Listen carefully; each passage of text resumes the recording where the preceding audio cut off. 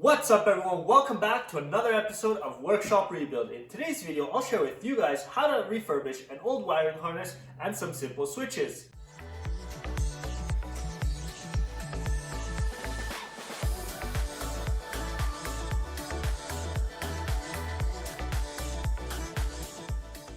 On the table in front of me, I have three parts of this wiring harness. To the far left of the screen, I have the tail lights.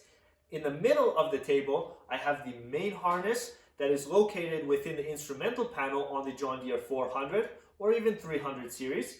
And off to the right, I have the front portion, which is located within the hood, and those are the three front lights. On the top right of the table, I have three more parts which go onto this wiring harness. One is the light switch, the next one is the hour meter, and to the far right, I still have the amp meter.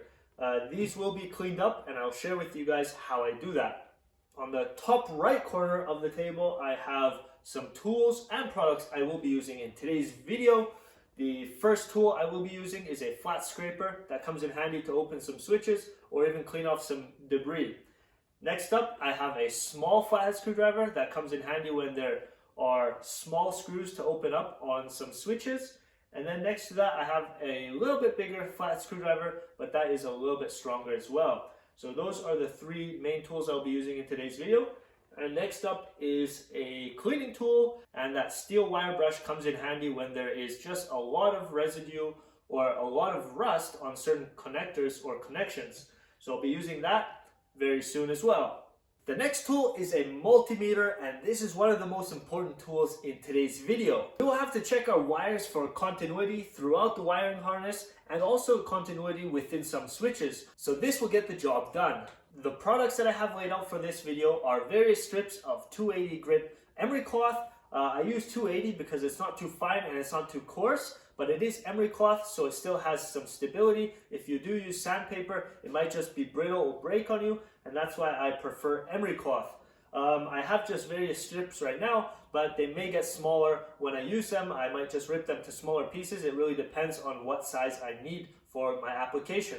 Next to the 280 emery cloth, I have a ball of steel wool that comes in handy when I need to touch up some metal surfaces when I don't want any scratches. This polishes the metal surface and it also polishes metal contacts. That comes in handy when I need to polish up a part to make it like new again. So I explained the wires that I'll be resurrecting in today's video, I explained the tools that I'll be using, and I also explained the products that I'll be using in today's video to make this all like new again. Now I'll share with you the 5 simple steps I take to clean up a wiring harness just like this one in front of me. I'll introduce you to step 1, and that is visual inspection. Looking at the wiring harness from above, I have some main components. Right here is the ignition switch. Right here we have some safety switches. Right here we have the starter relay, or some call this the solenoid. We have a circuit breaker. We have the positive side, which leads to our battery. And we have various connectors, just like this one right here, or one over here, single connector. So we have various components throughout our wiring harness. One thing I really like to do right off the bat is check all the wires. So I want to make sure that the insulation around the wire is still in good condition. If it is flexible, just like this one, this pink wire that I have in front of me, it is safe to say we can reuse these wires. If this still moves, there's a good chance we can save all the wires that we have right in front of us. There may be some ends that need to be exchanged or even extended, but most of the wires are still in good condition. That means I can reuse them. Another thing I like to look out for are bigger switches, like the ignition switch in the back, which have 5 pins. There is grime in the back of this ignition switch, so it is possible that these points are corroded on the switch. That might mean when we turn over our key that not all the points make contact, so these would have to be cleaned. Another visual inspection is just for damage in general. If we have some other switches like this, which are also very dirty, we want to make sure that there's no damage whatsoever on the switch. It could even just be wear or tear from some switches rubbing on other elements like metal throughout the garden tractor, but that's what I look for when I visually inspect the wiring harness. I really want to make sure that the plastic around the connector is still in good condition. If it would be damaged in any way, this would have to be replaced because we do not want the connection of the wires to be exposed. That could possibly touch on metal, and then we would have power to our frame or somewhere throughout the machine where it's not needed. I would go ahead and look at all these other connectors and just make a picture for myself if these are still in good condition. That way I could order these connectors online somewhere and have them ordered while I clean up the wiring harness. There's not much involved in a visual inspection, but it does give you guys a better understanding of what you're looking at, how many connections you're dealing with, and if you guys have to purchase something online which you already see is damaged or broken, you guys can order that online so your wiring harness reassembly will be done much faster. For step 2, we will be cleaning the connections throughout this wiring harness. I will give you guys just some examples on how to clean them. And once that's done, I will share with you guys how to check for continuity throughout your wiring harness. So I got an extra board so I can clean on this, that the white table doesn't get damaged. I have the 2 flat screwdrivers, the steel wire brush, and my 280 grit emery cloth. I will grab the 2 connections for the light switch right away. As you guys can see, this is one solid connector which houses 2 separate connections. Many of you guys probably want to know how to get these connections out of the connector itself. Looking at the connector, the top end of this connector is where it makes contact with our light switch. The points or the contacts are a little bit corroded and dirty. So now I want to take this out of the connector. You're going to have to come on the back side of this connector, and there are 2 tabs down in here. And I'm going to take my flat screwdriver and I will insert it on the back end of this connector, like so. Push it down in there, just like that. And there's a tab which you want to push up like that and bend it up. You guys can just slide this connection out. And as you guys just saw, there's a whole bunch of grime that came with it, dust and dirt and whatever. So that's how you take this out of the connector itself. And I will do the same to the other one. Bend it up and just pull it out just like that. This is basically the same setup for all the connectors throughout this wiring harness. They have all these bendable tabs on the back end of the connection. Once the connector is removed, I'll put this aside. I'm going to grab the connection end. As you guys can see, there is a little bit of flash rust on the top of this connection, as well as debris in the back. So now I'm just going to grab my wire brush, lay this on the wood, and I'm going to brush this a little bit just to remove the excess residue around the connection.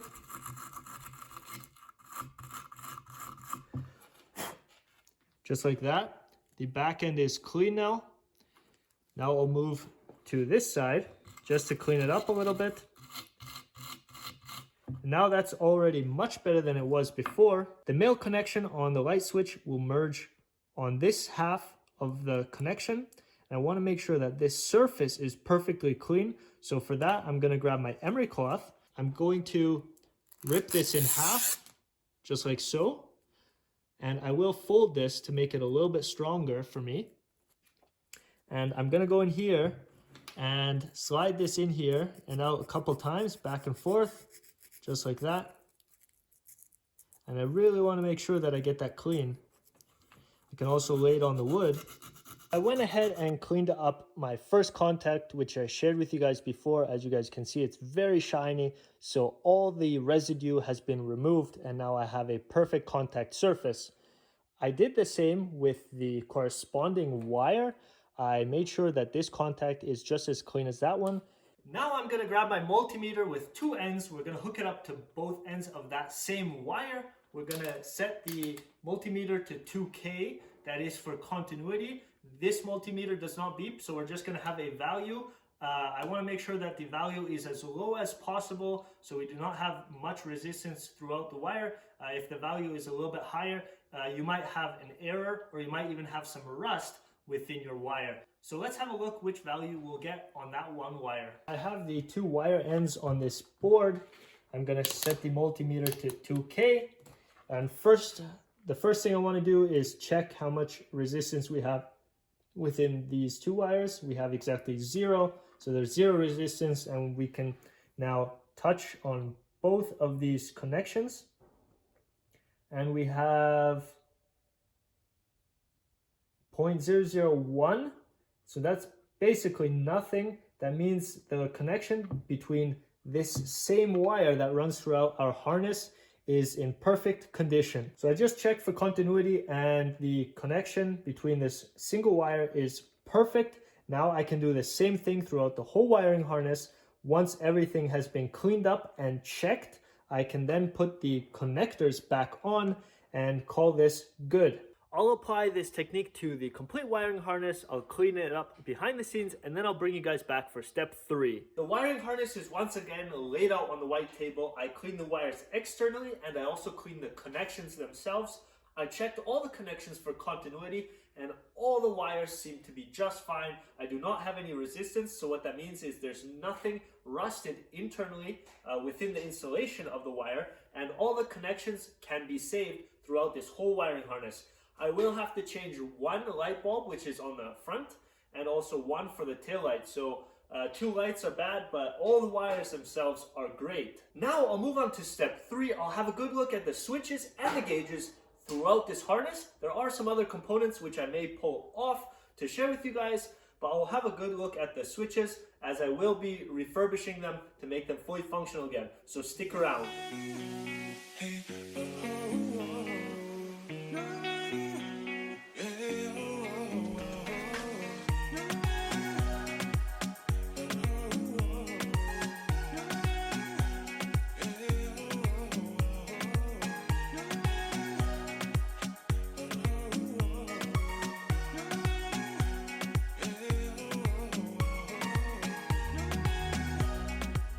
Push the wires aside. Now I'm left with the switches, I'm left with the solenoid, the circuit breaker, and 2 gauges. So now I'll have a good look at everything that I need to clean up and I'll give you guys a detailed view on how I do it.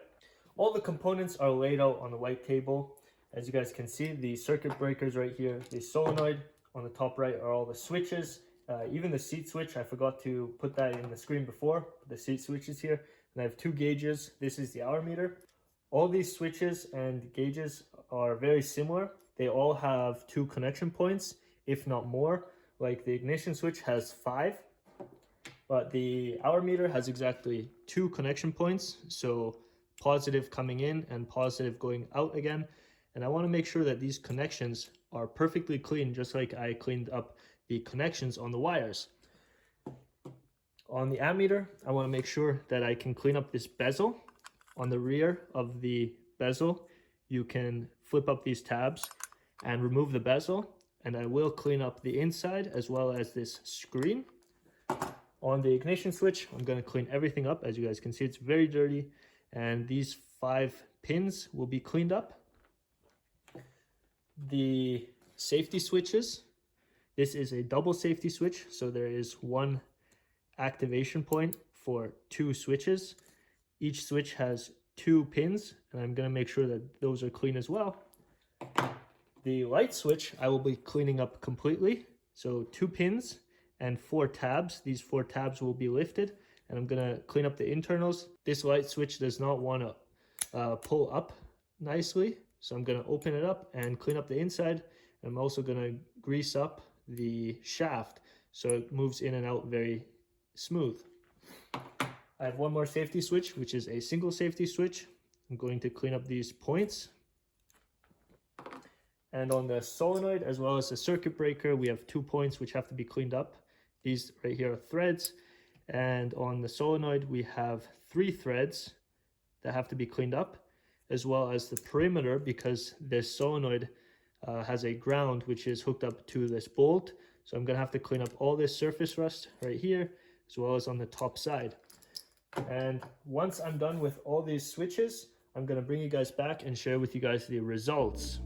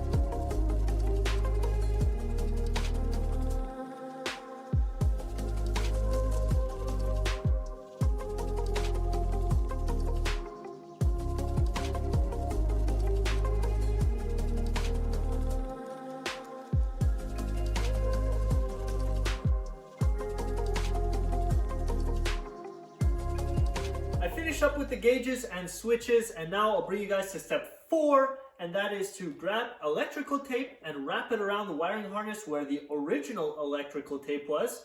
We want to make sure that the wires are compact and that there's not much space between the wires, and that we wrap it really tight. All the wires will be protected that way if it's from the elements and or even some metal that it will be rubbing on in the near future. So I'm going to go ahead and wrap the electrical tape around the wiring harness, and then we'll add the gauges and switches to the wiring harness.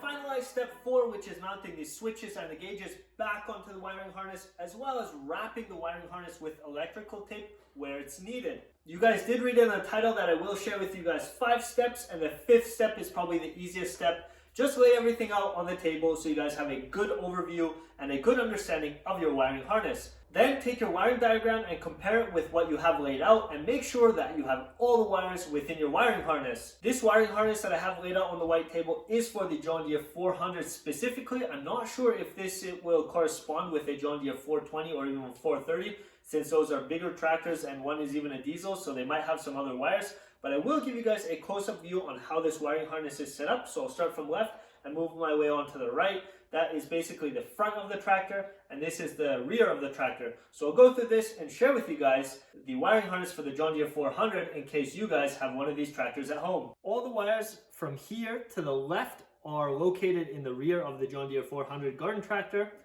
On the top of the screen, I have black wires coming in from one yellow wire. So we have 2 taillights. These are in the rear fender. I have one connection which will go to my ground anywhere on the frame. So we have a loop. The frame is negative and positive will come into the lights. So these are the taillights. Down below on the screen, we have pink wires leading to the back of the tractor once again. This will be our seat switch. So we have 2 pink wires coming in, and this is our seat switch. Down below, you guys will see one more pink wire. Originally, this should be yellow, but the previous owner exchanged this with a pink wire, and this will lead to our electric fuel pump. Now, moving on to the middle of the table, we have a whole bunch of components which are around the instrumental panel. And the first thing I'll start off with, and that's the easiest to go off of, is the ignition switch. So this is very familiar to everybody. We have an on position and we have a start position. We have 5 wires coming off of the ignition switch and leading throughout our whole wiring harness. We have a bunch of safety switches. So we have one safety switch which comes in on 2 purple wires. This will be the safety switch for our neutral position. And then we have another 2 safety switches. So these are double safety switches. We have 2 pink wires coming in, 2 going out, and 2 purple wires coming in as well. So these are side-by-side 2 safety switches, and this is for our front PTO mechanism. So what John Deere wants us to do is to be on the tractor, it has to be in neutral, and the PTO has to be disengaged to be able to even give power to our starter solenoid. Another switch that we have within our system is the light switch. So we can pull on it and push on it. This will activate our front and our rear lights.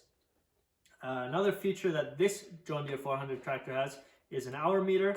The hour meter is always powered when the tractor is in the on position, and we have another wire which comes off of that hour meter which will go to our ground. On the bottom of the screen I have 2 wires. One leads to our circuit breaker, then from our circuit breaker to the positive side. This positive side of the solenoid receives power from our battery, as you guys can see right here. And the purple wire, which leads to the solenoid, will activate this solenoid. So the battery powers this solenoid constantly, and the purple wire is activated by our ignition switch. So when we have it in our on position, the pin will open up power to the starter solenoid right here, and this will activate our starter eventually. Now I have the ammeter on the very top of the screen right here. I painted the bezel around the ammeter and it's still drying, and that's why I did not hook it up to one of the wires right here. The pink wire or a bright red wire will be hooked up on the back of the ammeter. So you guys just thread that in on the back, and our ammeter will detect if we have amperage throughout our system. Moving forward, we have exactly 3 wires from the instrumental panel going forward. We have a green and a pink wire coming back. So these 2 wires are for our ignition coil, which goes onto the engine, and the pink wire will be receiving power coming back into our system from the stator, which is underneath or behind the flywheel on the engine. The yellow wire, which leads to the front of the tractor, will give power to our headlights. There are 3 headlights. So through this connector right here on the front, it then ties into 3 lights. I do have to replace 1 bulb, that's why I'm missing one right here. Next to the yellow wires, which lead into the lights, we also have our negative, which is our ground. We have 3 negative wires going to each light, and the negative will then be hooked up to our ground, which is our main frame. I'm gonna type this video right here. I gave you guys 5 simple steps on how to resurrect your wiring harness at home. I hope you guys learned something today, and if you guys did, please hit that like button down below. Consider subscribing if you haven't already, and leave a comment if you have any questions about this wiring harness or any wiring in general. I'm planning to work on the John Deere 400 frame and mount a whole bunch of components back onto the John Deere frame. So once that's done, I can then look forward to the instrumental panel, and that's where this wiring harness will be located. I'm gonna put this back into the John Deere 400, and I'll give you guys another glimpse on how the wires should look like once they're reassembled. So stay tuned for another episode.